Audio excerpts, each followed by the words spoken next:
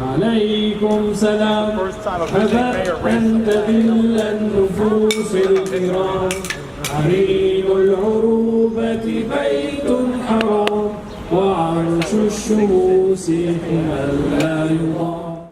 Mayor, I want to share with you that the flag we're raising today is not the official flag of Syria. However, it is the official flag of our hearts for our homeland.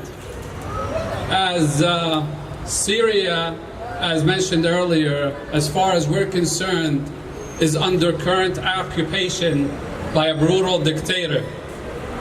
This flag was adopted in 1932, and it celebrated the independence from France. This is messages for all the Syrians inside Syria, whether in areas occupied by the Syrian regime or the areas that are liberated from the Syrian regime. We say we salute you for your resistance, and we know that not everyone in Syria has their heart with this brutal regime, and we pray to Allah subhanahu wa ta'ala that He grants you freedom very soon. In 2011, as part of the Arab Spring, the Syrian people wanted the simple right of being able to assemble freely without the threat of force being used against them, just like we celebrate here in the United States of America.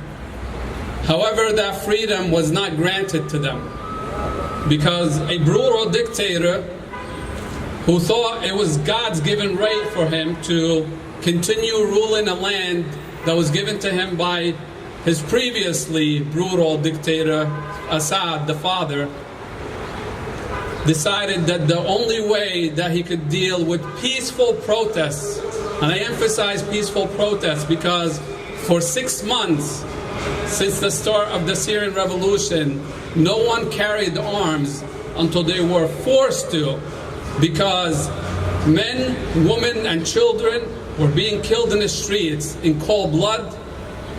Women were being raped in prisons and in front of their families. Men and women were being tortured by the thousands. It is a history of that brutal family.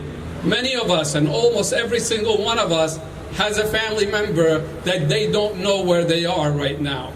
Whether it's from 2011 or whether from the first uprising in 1980.